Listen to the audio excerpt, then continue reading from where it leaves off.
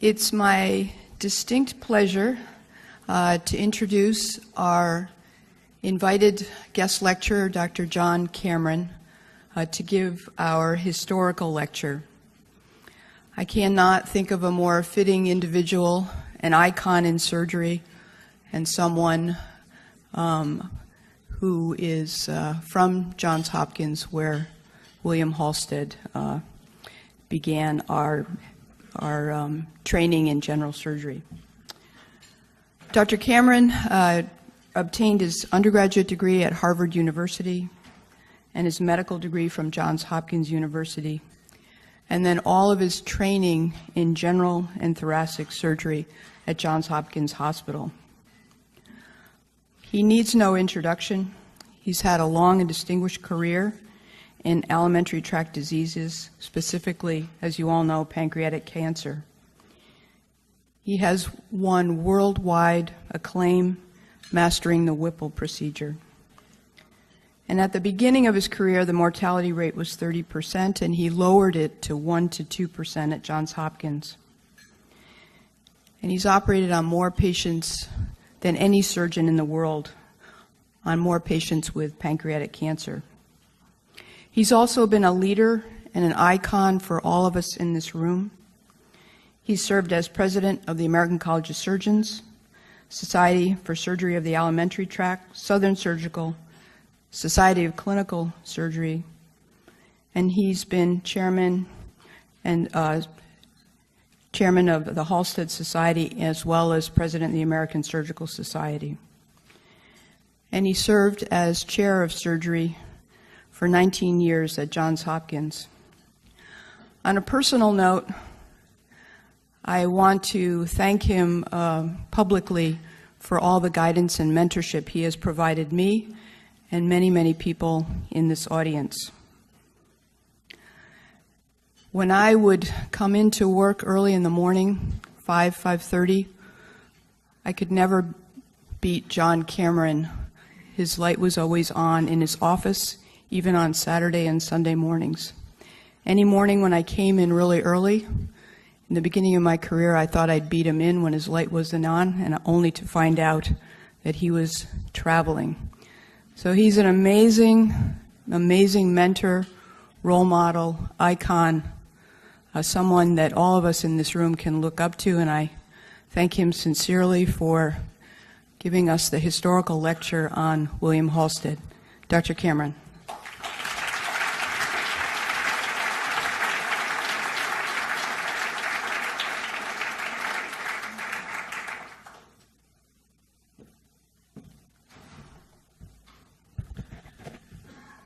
Thank you, Martha, for that very overly generous introduction, and I'd like to congratulate you on your presidency and to thank you for the opportunity to come to address this distinguished group. Now, usually when I get up to talk, I talk about the pancreas, pancreatic cancer, and the Whipple procedure, but really my favorite topic is to talk about William Stewart Halsted. His story, I think, is one of the most amazing stories of a man of science over the last 150 years. If you were to ask 10 sports writers, who is the best baseball player that America has produced in the last 20 years or so? They would say Ty Cobb, Babe Ruth, 50 years ago. Joe DiMaggio, Willie Mays. There'd be 6 or 8, but they wouldn't agree upon one. But if you were to ask 10 medical historians who the most innovative, influential, experienced surgeon that this country has produced, there'd be only one name, and that's William Stewart Halsted. So that in itself makes his story an interesting story. But during most of his career, he really toiled under a physical and psychological handicap, which I think makes his story even more interesting and perhaps even more current. Now, to set the scene, this is a painting that I think most of you recognize. It's the Gross Clinic, painted by Thomas Eakins in 1875. It depicts Gross, who at the time was professor at Jefferson, performing an operation on a young boy. You can see there's no suggestion of sterility. Everybody's in their frock coat. The patient is a 16-year-old boy who's being anesthetized with ether, but no ether cone. It's with a towel, and he's probably being asphyxiated more than he's being anesthetized. The only female in the scene is his mother, who was there for sort of informed consent, and she is recoiling in horror. There are no electric lights, there's only natural lighting, and it shines on Gross's head, and you can almost see two horns. I think Eakins was depicting this scene as sort of a devilish scene. That's the status in 1875. Now, just 14 years later, a revolution had occurred. This is the Agnew Clinic. Agnew was professor across town at the University of Pennsylvania. Now there's electric lighting. Everybody is in white. There is a suggestion of sterility. Ether is being administered, this time with an ether cone. There again is one woman in the scene, but this time it's a nurse. And it's a very sort of calm, almost boring scene. And if you look at the medical students in the background at the University of Pennsylvania, some of them look like they've fallen asleep. So surgery was poised to make a giant leap forward. And there were many available who could have done it, but Halsted was the principal one. So let me tell you about him. He was born in 1852 in New York City into a wealthy, prominent family. His father was the president and CEO of a very successful import company. He was tutored at home and then spent middle and high school at Andover.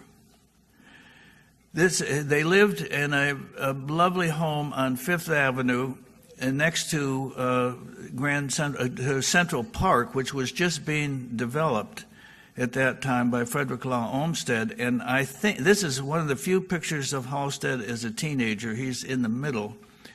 And I think this is one of the early pictures taken in Central Park. This is a picture of Halsted as a junior at Andover, and he looks like a very aristocratic young man, the way he's dressed, the way he's poised. Very patrician family. Now, after graduating from Andover, he went to Yale. He spent 4 years at Yale and joined most of the clubs and societies for which he was eligible. He was a good athlete. He played shortstop on the baseball team. He rode on the crew, and he played an important role in the beginning of football.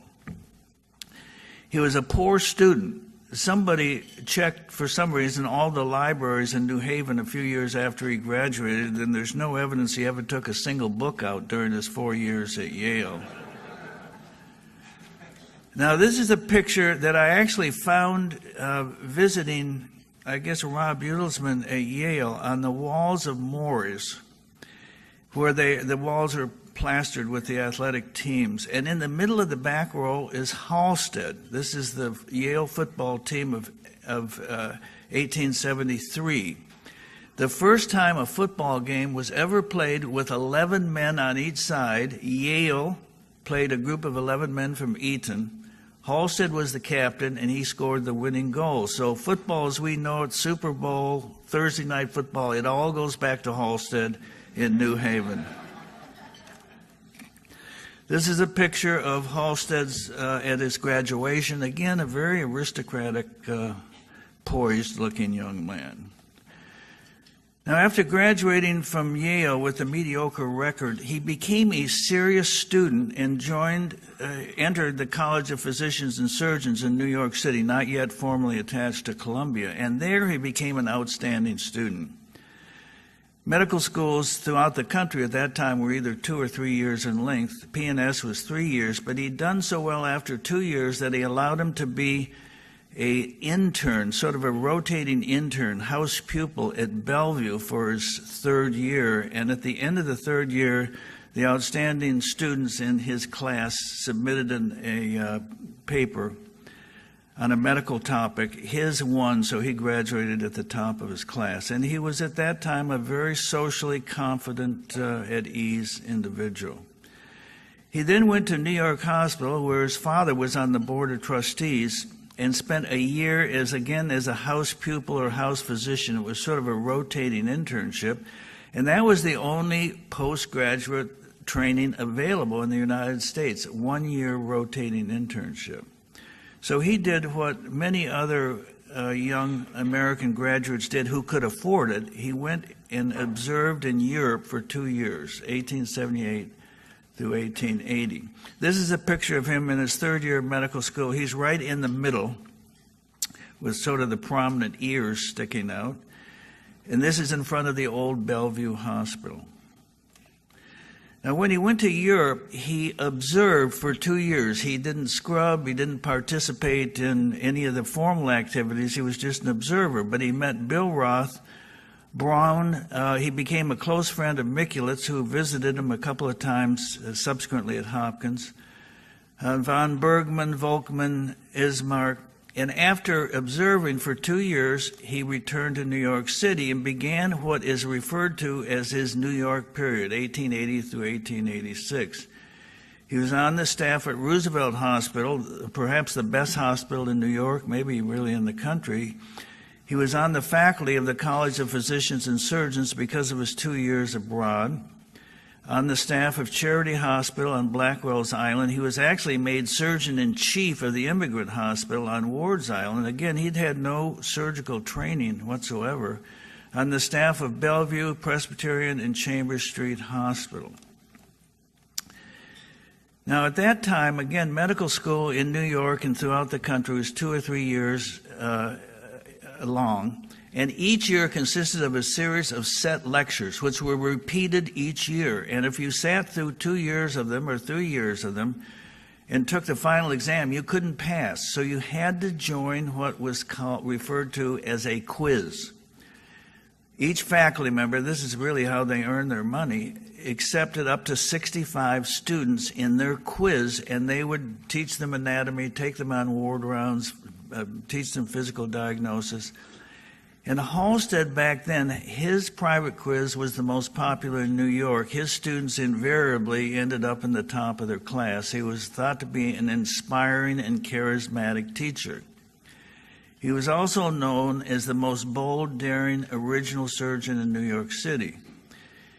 He lived on 25th Street just off Madison Avenue with Thomas McBride in an apartment that was furnished with antique rugs and Oriental rugs and antique furniture, and they several times a week entertained with discussion groups, dinners, musicals, etc. So he had a marvelous life as a young man.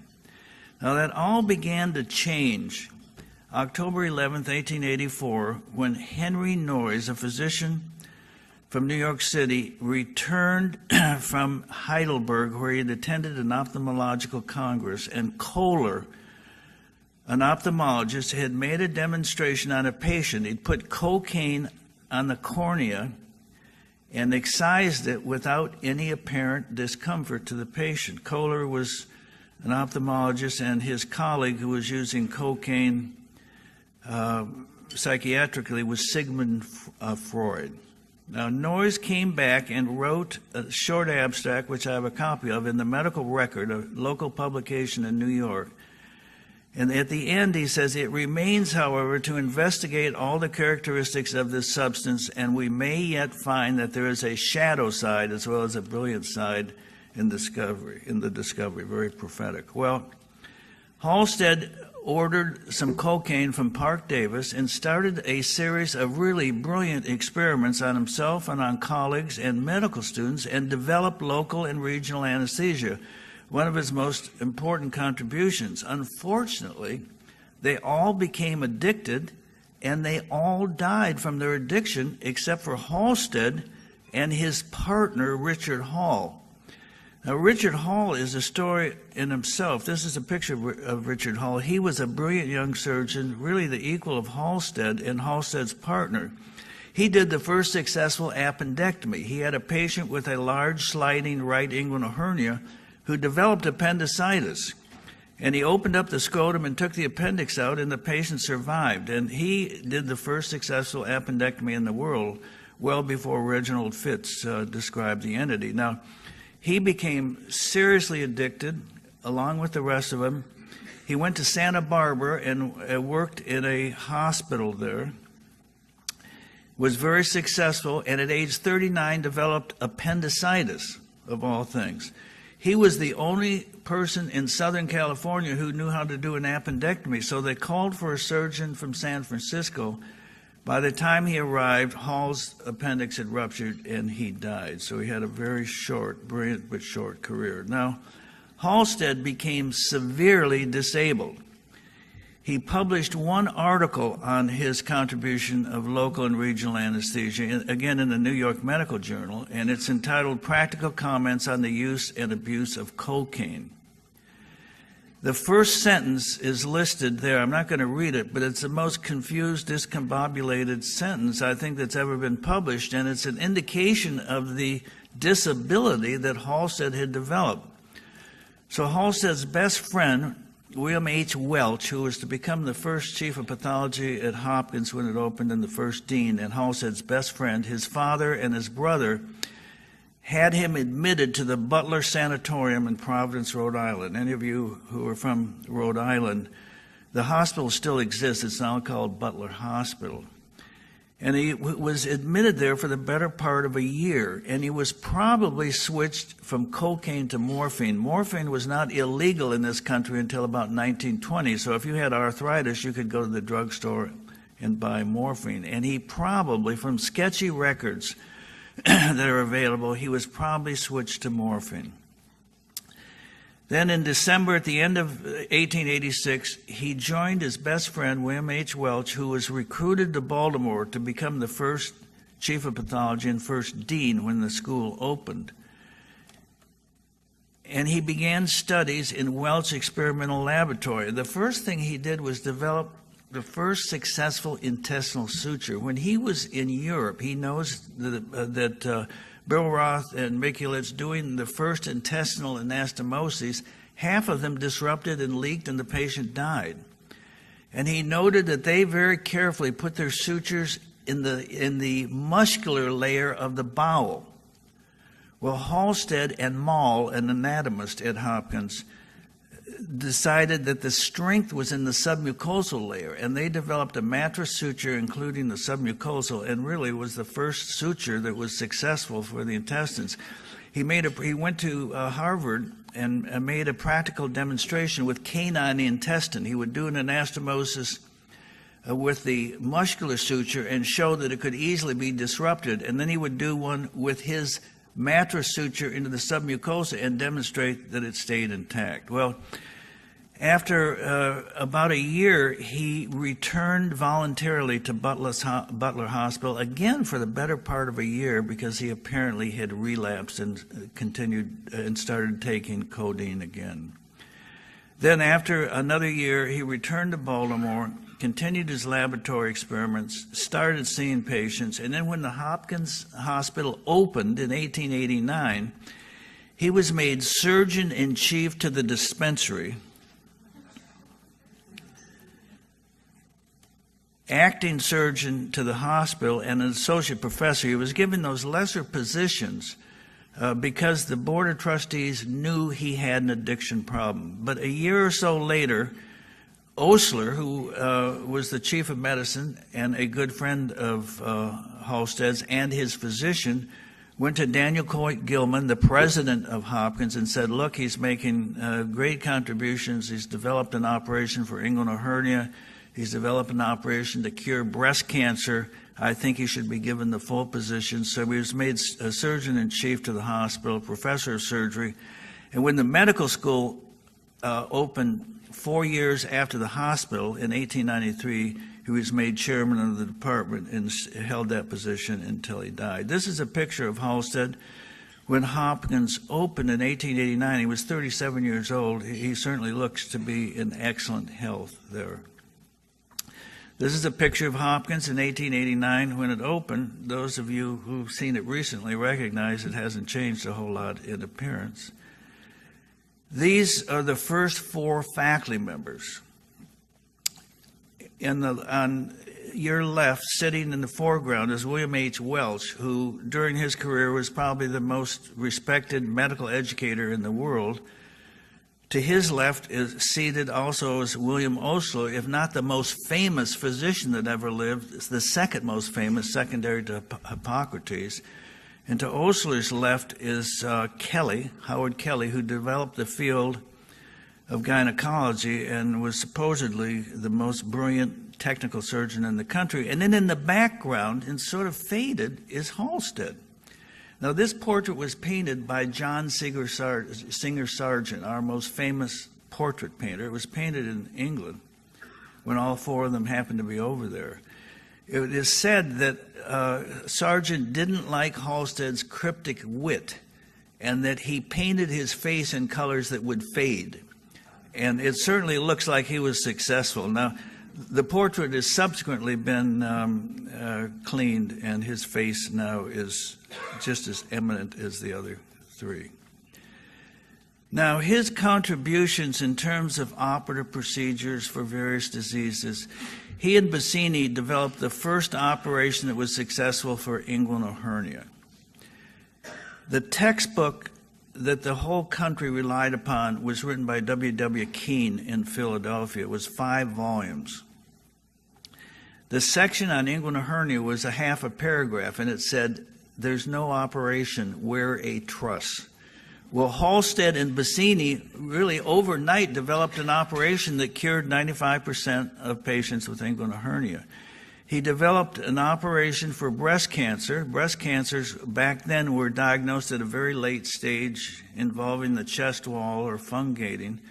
And he developed the Halsted radical mastectomy for the first time, allowed many women to live for years, some even perhaps being cured, and eliminated these local recurrences that often for the last year or two of a woman's life made her stay inside because of this horrible infected lesion on her chest. He developed the intestinal suture, as I've already mentioned. He did the first common duct explorations, probably the first one on his mother in Albany on the kitchen table when she had an empyema of the gallbladder, and he, under local, eliminated, opened up the gallbladder, eliminated the pus, and probably explored the common duct through a dilated cystic duct and took stones out. Pathogenesis of gallstone pancreatitis, he worked out with Opie, first to ligate and resect a subclavian aneurysm. He knew that abdominal aneurysms are prone to rupture, and he developed metal bands to put around the neck to take the pressure off the aneurysm. He worked out with Emil Holman the pathophysiology of AV fistulas. He was the first surgeon in the world to use plate with buried screws for long bone fractures. In addition, he, along with his best friend, closest friend, Coker, did the early work really on thyroid, parathyroid physiology and surgery. Now, one of his contributions that's important to me is that he he did the first successful resection of a periampullary cancer. He explored a 58-year-old woman who was jaundiced, who he thought had a gallstone. He explored the common duct. The patient didn't have a gallstone. She had an ampullary cancer. So he resected the second portion of the duodenum, along with the end of the bile duct and the end of the pancreatic duct, and did an end-to-end anastomosis with the duodenum, plugged in the bile duct and the pancreatic duct, and the patient survived that operation. Unfortunately, her jaundice persisted. So 3 weeks later, he went back in, found a stricture at the biliary anastomosis, and swung the gallbladder down to the third portion of the duodenum, did an anastomosis, the jaundice cleared, and the patient left the hospital. That's the first successful resection of a periampullary cancer. Now, he also was involved, along, again, as I mentioned, his best friend, closest friend, Coker, in Bern, Switzerland, in the early days of working out thyroid and parathyroid physiology and surgery. He published 6 papers on the parathyroids, one of them presented at the American Surgical Association. And he allegedly did one of the first, if not the first, auto-transplantations of the parathyroids. Now, these papers have been criticized, and some think he didn't do the first one. But this comment from one of his papers makes me think he probably did, because he said, "We made the startling and hardly believable observation that the life of a dog may be maintained by a particle of parathyroid tissue." He did what he thought was a total parathyroidectomy and implanted a tiny particle of parathyroid tissue. And the patient remained normal until he went back in and took that particle out, and the patient died in tetany. So it sounds to me like he probably did do an autotransplantation. He wrote 6 papers on the thyroid. He gave a Harvey lecture in New York on Graves' disease. And his last publication was a tome on the operative story of goiter. Any endocrine surgeon, and really any surgeon, ought to read this monograph. It's 176 pages long. It tells the story of surgery for goiter up to the time of 1920. It was his last publication. It's illustrated by Max Bradel, the first medical illustrator in this country, and his illustrations are absolutely brilliant. They look like photographs. They're so beautifully done in this half tone, and the anatomy is impeccable. So Halsted and Coker were together working out the physiology, pathology, surgery of the thyroid gland together, for which Coker deservedly won the Nobel Prize. This is a picture that's referred to as the AllStar Operation. This is Halsted here. This is J.M.T. Finney, his first assistant, who was the first president of the American College of Surgeons. This is Harvey Cushing, Hugh Hampton Young, who developed the field of urology. It's called the AllStar Operation. You can see Halsted has a mallet. It's really not an AllStar Operation because it was an osteomyelitis of the femur. They all are wearing rubber gloves, and there looks like it's a sterile operation, aseptic operation, but they don't have face masks yet. Now, despite all those contributions that Halsted made on various operative procedures for various diseases, those weren't his 2 most important contributions. One of them was developing the philosophy of safe surgery. General anesthesia was introduced in this country October 16, 1846, the Ether Dome in Massachusetts General Hospital. Before then, a good surgeon was a fast surgeon. Because the patient was awake, screaming and yelling. You had assistants not to help you, but to hold the patient still. And you had to do an amputation in 2 or 3 minutes. You had to cut for a bladder stone in a minute.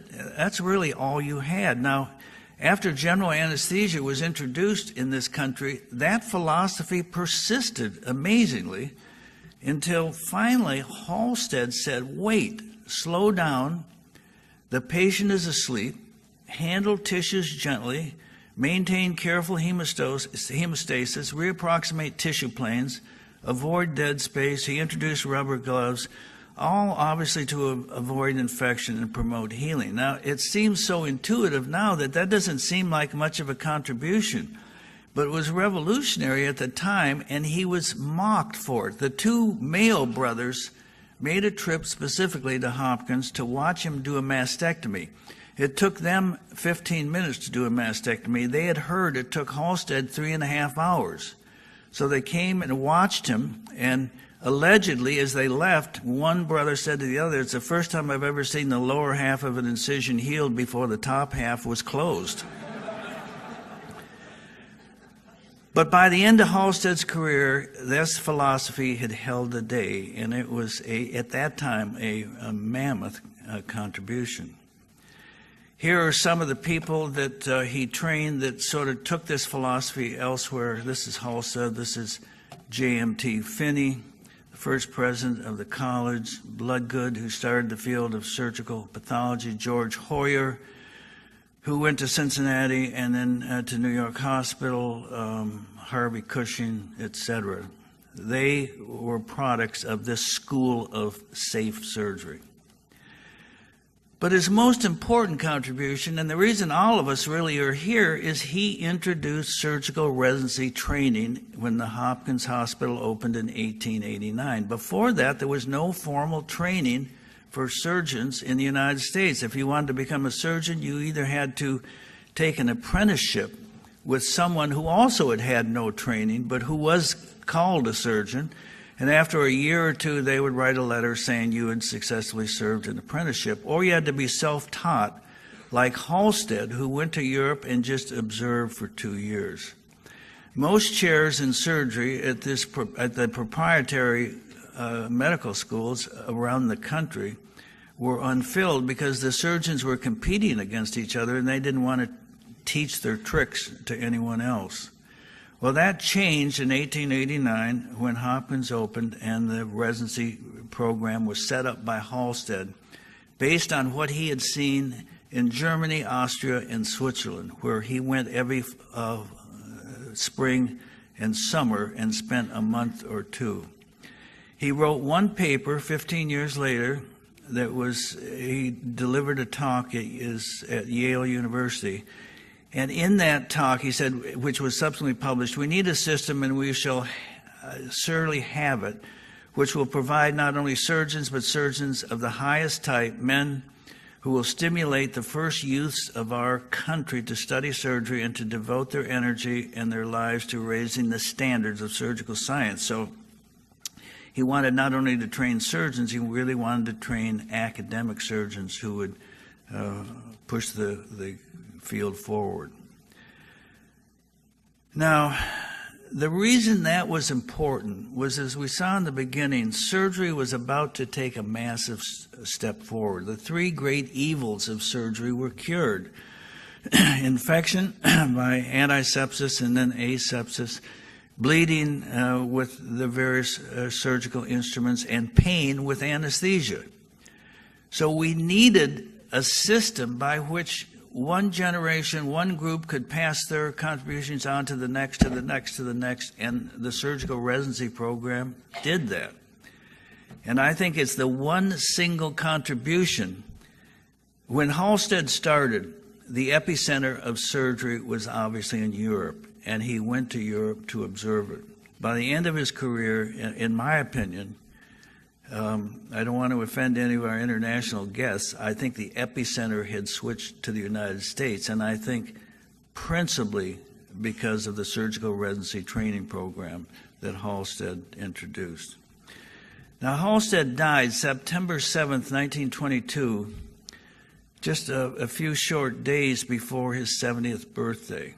And a very perceptive obituary was written in the Baltimore Sun. One sentence from it: the full scope of his genius and the tremendous extent and value of his services to mankind were neither generally known nor generally appreciated. And that's true. Even though today he's recognized as our most important surgeon that this country has produced, he was barely noticed during his career. J.M.T. Finney, who was at Hopkins at the same time, working under Halsted, was by far more famous than Halsted. His most important position was Vice President of the American Surgical Association. The first time he was put up for the American Surgical, he was turned down. Subsequently admitted, and his highest honor, national honor, was Vice President of the American Surgical. At that time, the Vice President did not succeed to the presidency. It was just sort of like saying, nice try, you made some contributions, but you didn't quite make it. He was president of the Maryland Medical and Chirurgical faculty. What he was the most proud was he was made a member of the National Academy of Sciences. Now, he was more highly appreciated in Europe than he was in the United States, and principally, I think, because there was a friend, Theodore Coker, who was here. Halsted is just across the table from him operating. He was putting a band on a patient with an abdominal aortic aneurysm, showing Coker this technique of banding the aorta. We can date this back to 1901 because this is Follis, one of his trainees, and Fisher observing. Now, Halsted had a dramatic personality change from New York to Baltimore. The New York period, which I've already discussed, 1880 to 1886, taken from a variety of sources, the descriptors are strength and vigor, athletic, full of enthusiasm and the joy of life, great manual dexterity, bold, brilliant surgeon, indefatigable, charismatic, inspiring teacher, innovative. In Baltimore, from 1889 till when he died in 1922, innovative persisted, but fastidious, thorough, safe, conscientious, compulsive, contemplative, scholarly, reticent, shy, reclusive, an entirely different personality from New York to Baltimore. Now, perhaps his most brilliant student, Cushing, who of course developed the field of endocrinology, wrote an obituary that appeared in Science in 1922 after Halsted's death. A man of unique personality, shy, something of a recluse, fastidious in his tastes and in his friendships, overly modest about his work, indifferent to matters of priority, caring little for gregarious gatherings of medical men, which means he didn't attend surgical association societies, unassuming, having little interest in private practice. He spent his medical life avoiding patients, even students, when this was possible. Now, why this huge personality change?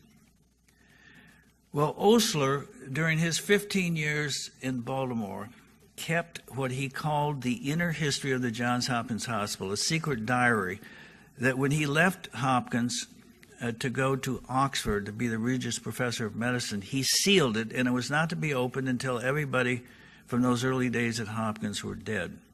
Well, when it was finally opened, these are some of the things he wrote about Halsted. About 6 months after the full position had been given, 1890 or 1891, I saw him in a severe chill, and this was the first intimation I had that he was still taking morphine. Subsequently, I had many talks about it and gained his full confidence. He had never been able to reduce the amount to less than 3 grains. That's a lot of morphine. I do not think anyone suspected him, not even his best friend, William H. Welch. Now, once Osler was in Oxford, across the ocean, I think he began to worry about what posterity might think about Halsted because of his inclusions in the diary. So he opened up the diary and added this. Subsequently, 1898, he got the amount down to 1.5 grains. That is possible. And of late years, 1912, Osler had been gone for 8 or 9 years by that time, has possibly got on without it. Well, we know now when he came in for his final illness and died in 1922 at Hopkins Hospital, he still required morphine. So he was taking morphine his entire life. Now, Paul McHugh, our former professor of psychiatry, said his reaction was typical of a successful individual's response to addiction to a substance. They become reclusive, retiring, they have few close friends, they become excessively compulsive, dedicated to study, avoiding social activities, all to protect the fact that they have an addiction. Osler recognized this. He said again, this is in his diary, the proneness to seclusion, the slight peculiarities amounting to eccentricities at times, which to old friends in New York seemed more strange than to us, were the only outward traces of the daily battle through which the brave fellow lived for years. Now, when that became information that was widely available several decades ago, people were amazed and thought, how could he have been so productive with this terrible addiction? But my interpretation was it wasn't despite the addiction, but it was in part because of the addiction. His primary biographer, William McCullum,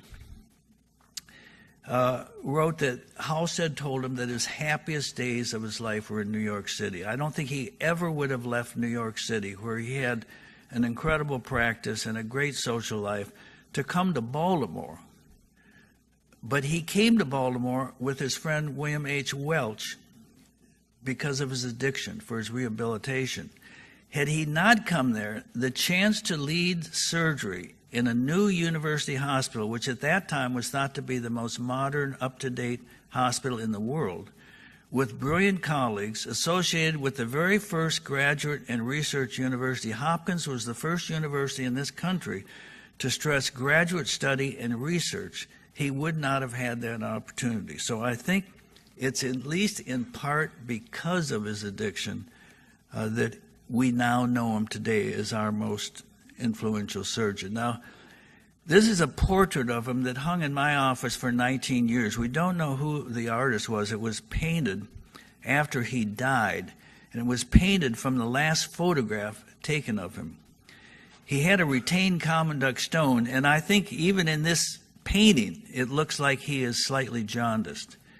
He was 69 years old, but he looks perhaps even older than that. But he still has a very aristocratic appearance.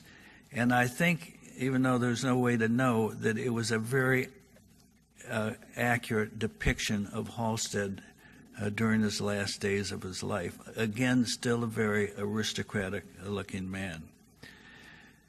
Now, Halsted, of course, trained many people. He trained Stephen Watts. Stephen Watts was his first trainee to become chief of Department of Surgery in an institution at the University of Virginia. And of course, Martha Zeiger now holds the Stephen Watts Professorship. He trained George Hoyer, who went to Cincinnati and then to New York Hospital Cornell. He trained Harvey Cushing, who went to Harvard and the Brigham. He trained Emil Holman, who went to the West Coast, to Stanford. They all set up training programs. They trained people who went elsewhere to other universities, to other community hospitals, and set up training programs. So everyone who was trained in this country can trace their training back to Halsted. So Halsted does not belong to Hopkins or to Baltimore or to Maryland. He really belongs to the country.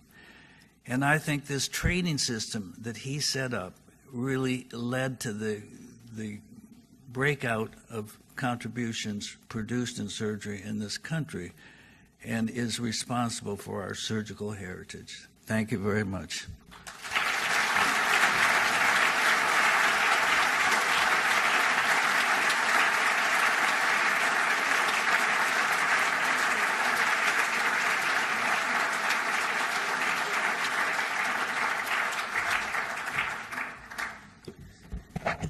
Dr. Cameron, we can't thank you enough for that incredible review of our beginnings in surgery.